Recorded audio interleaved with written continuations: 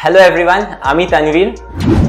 অনেকের থেকেই প্রশ্ন পেয়েছি এবং ইচ্ছা প্রকাশ করেছে অনেকেই যে একটা প্রফেশনাল ট্রেডার নিজের লাইফকে কিভাবে ডিল করে, তার ডে টু ডে রুটিন কীরকম হয়, তার হোমওয়ার্ক কী থাকে এবং সে ট্রেডস ম্যানেজ কিভাবে করে। তো আজকে আমরা স্যারকে পেয়েছি আমাদের মাঝখানে। স্যারের থেকে জানবো, স্যার নিজের ট্রেডিংটাকে অনেক বছর ধরেই প্রফেশন হিসাবে ট্রিট করছেন। তো স্যারের থেকে কিছু প্রশ্নের থ্রু দিয়ে জানতে পারবো স্যার কিভাবে ট্রিট করে। স্যার, তো প্রথমে চলে যাচ্ছি হোমওয়ার্কে। স্যার,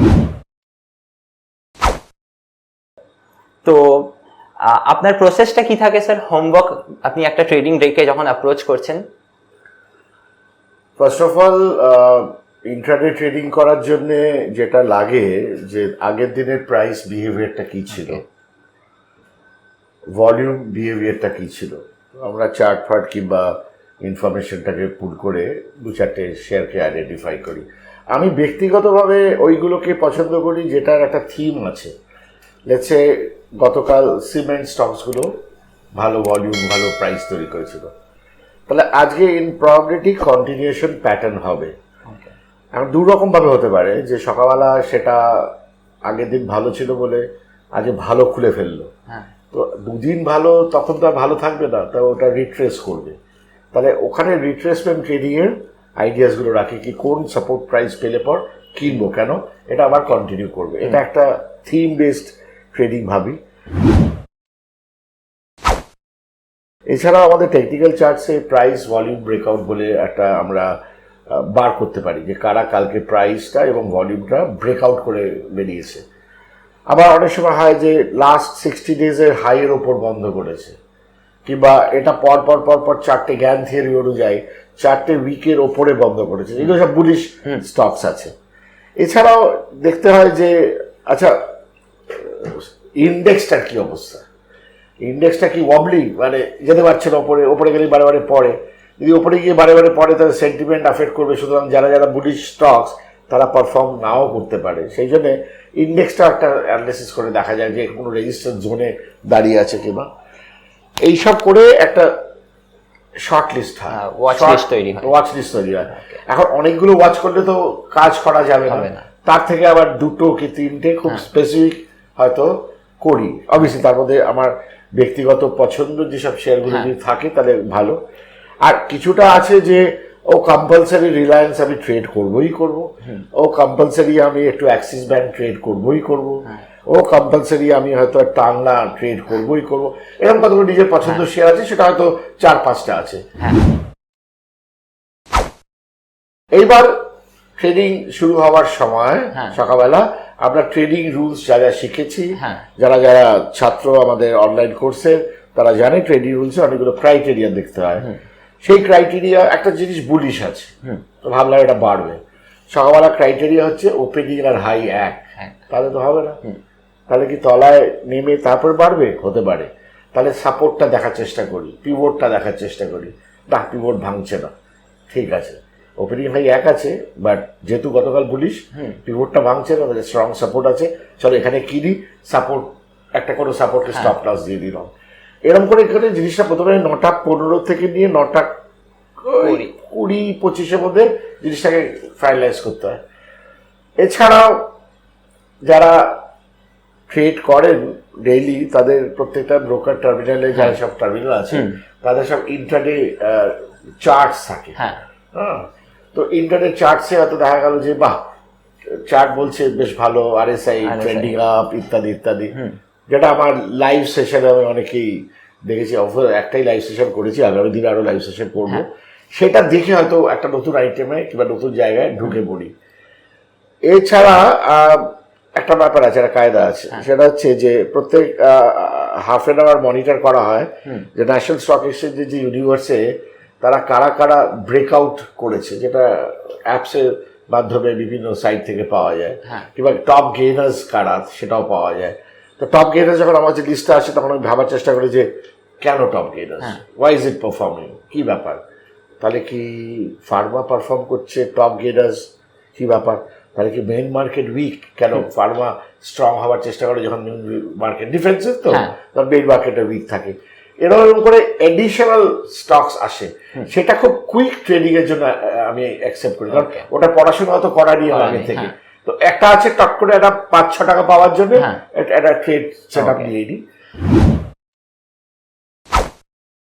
আর এছাড়া যেটা as a professional tedder one should do, আগে স্টপ লস ট্রেডটা দিয়ে দিতে হবে, ওকে, তারপর বাইটা করতে হবে। কেন পয়েন্ট আছে, ও বাই করার পরে সেন্টিমেন্টটা এত স্ট্রং হয়ে যায় যে স্টপটা দিতে ইচ্ছে করে না, আমি কিনেছি ভুল হবে, সেটা স্টপটা দিয়ে তারপরে ট্রেডটা নেওয়া যায়, এইসব কথাগুলো। তাহলে স্যার আমরা অ্যাজ এ বিগিনার কটা আপনার মতে কটা স্টক ওয়াচ লিস্টে থাকা উচিত in a trading day?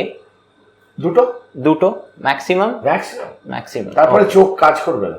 Sir শুনেছি যে সকাল সকাল উঠে অ্যামেচার্স যারা বা এক্সপিরিয়েন্সড বলতে পারেন, সকাল সকাল উঠে SGX নিফটি ফলো করতে লাগে, ডাও জোন্স দেখে, রাত থেকে ইনফ্যাক্ট অনেক লোক দেখে। তো এটা আপনার ওপিনিয়ন কি স্যার? এটা কি রিলিজিয়াসলি দেখা উচিত? দেখে, বাট আমি দেখি না, আমার কোনো আইডিয়া নেই কেন। SGX অনেক সময় ভালো ফিগার দেখায় আর অ্যাকচুয়াল মার্কেট খোলে তার তলায়। তো SGX দেখে আনন্দ পাওয়ার আর রাত্রিবেলা জাগার কোনো দরকার নেই, because Indian market will behave as per the Indian market situation. হ্যাঁ ঠিক আছে, একটা কিউ আছে, SGX ভালো আছে, তো হয়তো আজকে গ্যাপ আপ মার্কেট হবে, আবার গ্যাপ আপ মার্কেট হয়তো রেজিস্ট্যান্স জোনে আছে, তাহলে সেই গ্যাপ আপে কোনো মানে হয় না। সুতরাং ওটা একটা অ্যাডিশনাল ফিচার। বাট আমি যেটা দেখি মোর, সেটা হচ্ছে ভিক্সটা দেখি, ইন্ডিয়া ভিক্স, তার থেকে ফিয়ার গেজ ফ্যাক্টরটা ধরা যায়। আর একটু RSIটা ইন্টারডে মার্কেটে, মানে ইন্টারডে প্রাইস মুভমেন্টে RSIটা একটু বারে বারে দেখি, কেন ওখান থেকে স্ট্রেংথটা একটু মোটামুটি ধরা যায়। এইসব ব্যাপারটা চোখ তৈরি করার, মানে এটা একদিনে হবে না, এটার জন্য বারে বারে প্র্যাকটিস করে চোখ তৈরি করতে হবে। এটা এরকম নয় যেটা প্রথম আমি নিজেই জানতাম কি করে ত্যাগ করছি, জানতাম না। ইনফ্যাক্ট ডাহা লস খেতাম, সারাক্ষণ লস খেতাম, বুঝতেই পারতাম না। সবার স্টোরি, আমারও স্টোরি ওটা। স্যার একটু আপনার ট্রেডিং সেটআপটা নিয়ে বলবেন? অনেক লোকের অনেক মানে ইমাজিনেশন ক্রিয়েট হয়েছে এই ট্রেডিং রিলেটেড অনেক সিরিজ দেখে, ওয়েব সিরিজ দেখে, যে 5টা স্ক্রিন লাগে, 6টা স্ক্রিন লাগে, এইদিকে অনেক ইন্ট্রাডে চার্টস লাগছে। তো একটা আপনার সেটআপটা নিয়ে বলুন, আপনি কি করেন? এত রকম জিনিস থাকলে পর ব্রেনটা তো কাজ করবে না, এটাও দেখছে, ওটাও দেখছে, সেটাও দেখছে, তো কোনটা থেকে কি কনক্লুশন টানবে? আমি দেখি না। বেসিকটা আমার কাছে একটা স্ক্রিন আছে, একটা শেয়ার আছে, সেটাকে ক্লিক করলে তার চার্ট আছে ইন্টারডে, আর আগে থেকে পড়াশোনা করা আছে, এই অবধি, এর বাইরে আমি কিছু দেখি না। তাহলে আমরা জানতে পারছি যে স্যারের সেটআপটা খুবই বেসিক, যদিও সে প্রফেশনালি ট্রেড করছেন কয়েক বছর ধরে, কিন্তু তাও বেসিক সেটআপে অনেক বড় কাজ হতে পারে। স্যার চলে যাচ্ছি আমাদের নেক্সট সেগমেন্টে, যেখানে আমরা ট্রেড নেওয়ার পরে একটা ট্রেডকে অ্যাপ্রোচ করতে হয়, মানে হ্যান্ডেল করতে হয়। তো অনেকজন, ধরুন আমার একটা এক্সাম্পল দিচ্ছি, আমার 1 লাখ ক্যাপিটাল, তার মধ্যে আমি একটা ট্রেড নিলাম 40,000-এর, নেক্সট ট্রেড নিলাম 50,000-এর, আমার 90,000 ঢুকে গেল। তো আমি কি থার্ড ট্রেডের জন্য, যেহেতু এখনো হাতে 10,000 পড়ে আছে, আমাকে কি থার্ড ট্রেড নেওয়া উচিত, না আমাকে সাইমালটেনিয়াসলি দুটো বা একটাতেই থাকা উচিত? 1 লাখ টাকার ক্যাপিটালে যদি 90,000 ইউটিলাইজ হয়ে যায়, ব্যাস, আর তো তারপরে তো কিছু করবার জায়গা নেই, আর করতে গেলেই তো লেভারেজ হয়ে যাবে।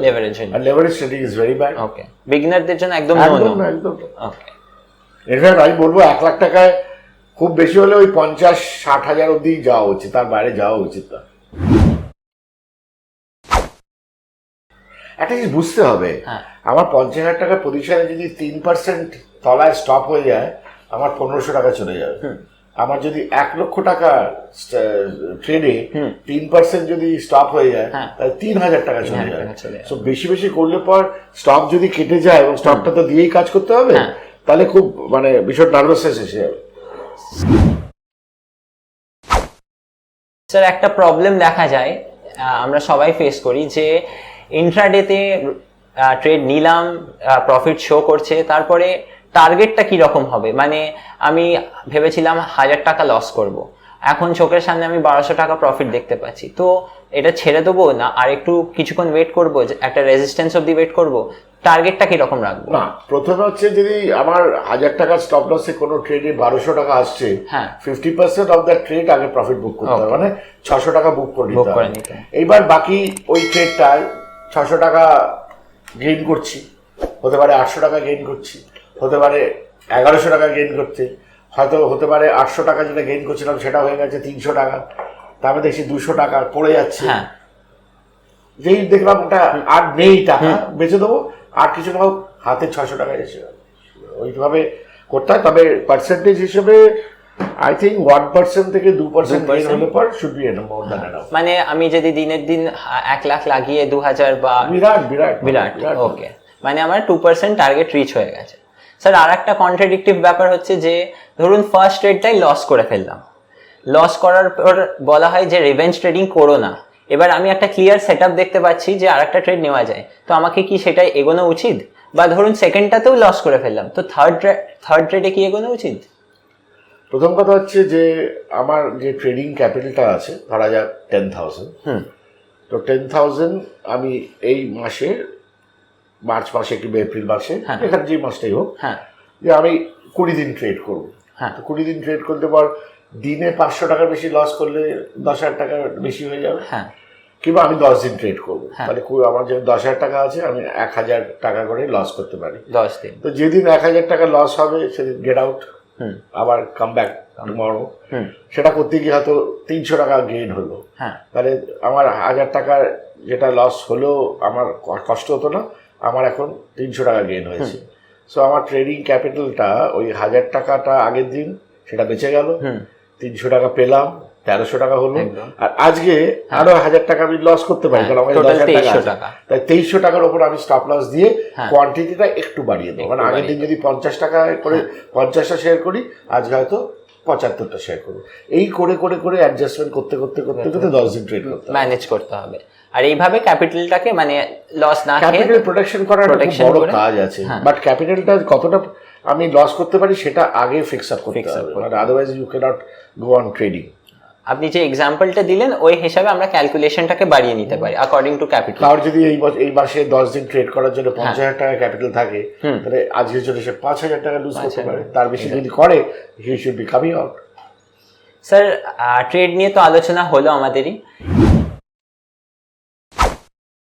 তো ধরুন ট্রেড স্কোয়ার অফ করলাম, দিনের শেষের দিকে এগোচ্ছি, তো 2 বা 3টে যাই ট্রেড নিলাম, তারপরে জার্নালিংটা কেমন করব? মানে মাসের শেষে যে আমি আমার খাতা কলম নিয়ে বসবো, আমি প্রফিট করেছি না লস করেছি সেটার পার ডে একটা হিসাব থাকবে, ইনফ্যাক্ট পার উইক থাকবে। স্যার আপনি যদি আমাদের বলেন আপনি কিভাবে এটাকে ট্র্যাক করেন? হিসাব চাই, প্রত্যেক দিনে হিসাব চাই, কিউমুলেটিভ প্রফিট লস কি চলছে বিভিন্ন উইক চাই।